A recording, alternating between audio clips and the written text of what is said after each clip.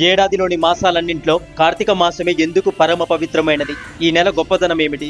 కార్తీక మహత్యాన్ని నాకు వివరిస్తారా అని జనక మహారాజు వశిష్ఠ మహామునిని అడిగాడు. వశిష్ఠ మహాముని చిన్న చిరునవ్వు నవ్వి, ఓ రాజా, తప్పక నీ సందేహాన్ని తీర్చగలను. నేను చెప్పబోయే వ్రతకథ సకల మానవాళి ఆచరించదగినది, సకల పాపాలను హరించేది. ఈ కార్తీక మాసం హరిహర స్వరూపం. ఈ నెలలో ఆచరించే వ్రత ఫలితం అంతా ఇంత అని చెప్పలేం. వినడానికి కూడా ఆనందదాయకమైనది. అంతేకాదు, ఈ కార్తీక మాస కథను విన్నవారు నరక బాధలు లేకుండా ఈ లోకంలోనూ పరలోకంలోనూ సౌఖ్యంగా చాలా సంతోషంగా ఉంటారు. నీలాంటి సర్వజ్ఞులు ఈ కథను గురించి అడిగి తెలుసుకోవడం శుభప్రదం. శ్రద్ధగా ఆలకించు అని చెప్పడం మొదలుపెట్టారు వశిష్ఠ మహాముని. ఓ జనక మహారాజా, ఎవరైనా, ఏ వయసు వారైనా, పేదైనా ధనికైనా, ఎటువంటి వారైనా ఎటువంటి తారతమ్యాలు లేకుండా కార్తీక మాస వ్రతం ఆచరించవచ్చు.